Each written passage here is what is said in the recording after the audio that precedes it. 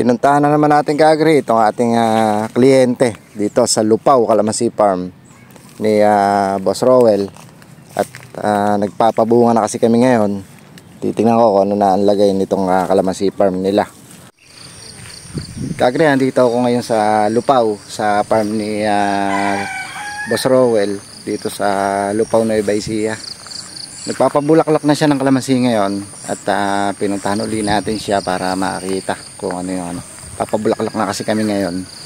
Tingnan natin kung ano ng status ngayon ng ano nila Leo. Andito nga si Leo sa likod ko.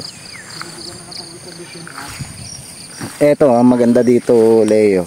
Babad na, mukhang babad kasi pati yung ano, talagang basang-basa lahat eh. Pati yung daan tao na to, oh. Basa eh. Oh. Basa yung lupa. Yan ang maganda dyan. Para maalagaan ng gusto yung mga bunga na yan. Hindi nabibitin sa tubig. Tagtag na pala. Yung iba hindi pa natagtag, ano? Yan. Ito kaagri, oh. Tingnan nyo. Madaming ang bunga. Ito na yung pinabunga natin sa Calamansi Farm ni Sir Rowell.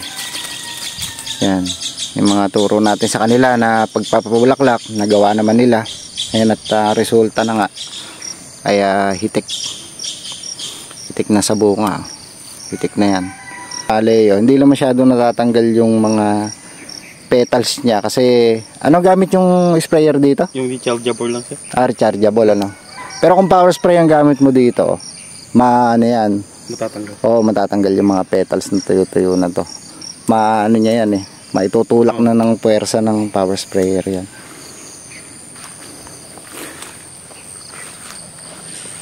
Halos wala na palang bulaklak, halos puro bunga na pala, ano Leo?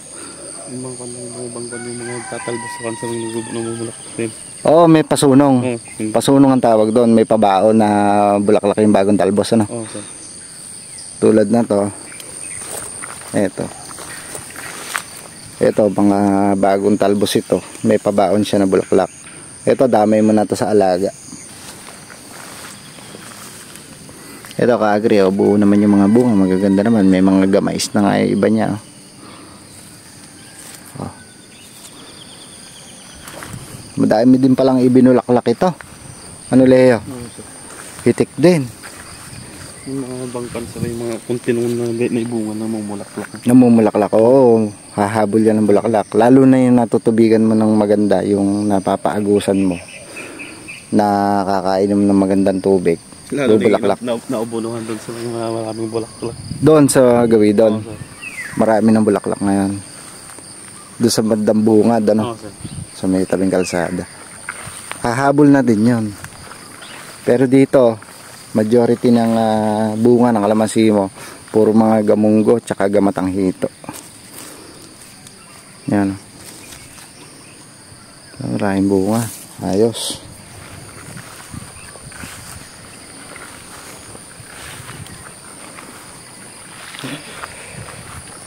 Ito, nandito na kami sa kalahati. Ayun yung bunkhouse. Nasa halos kalahati na kami. Pero parehas naman yung ibinunga ng kalamansi nila.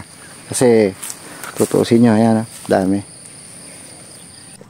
Hindi lang ito masyadong magtutuloy ng madami mga kaagri kasi medyo nahuli sila sa pag-i-spray ng ibinulaklak na to. Itong mga bunga na to. Pero ganun talaga, bago pa naman yan.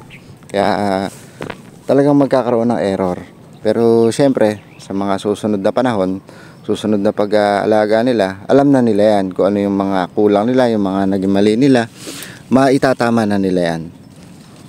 Nakakahati sila sa mga magsasaka dyan na natutubigan nila to, itong kalamansi nila.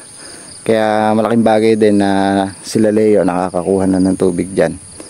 Kasi yung biyanan ni Leo nag-asikaso dyan doon sa tubig na yan, na pinilit nila na makahati sila ng tubig sa mga farmers dito.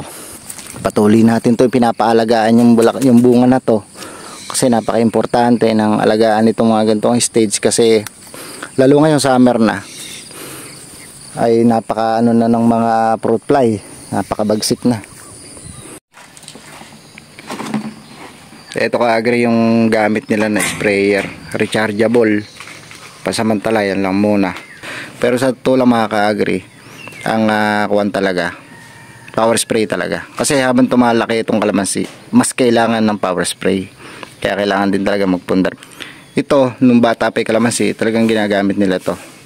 Pero sa ngayon, ito lang muna hanggat wala pa. Tsaga-tsaga na lang. Dalawa naman sila na magbiyanan na nag-spray ng kalamansi. Ni Leo. Kaya katagal mo lang yung nayayari yan kapag kagamit mo to pag-i-spray? Kung dalawa kami sir, yung kalahati sa umaga. Sa umaga? Oo. Tapos yung kalahati sa hapon. Sa hapon.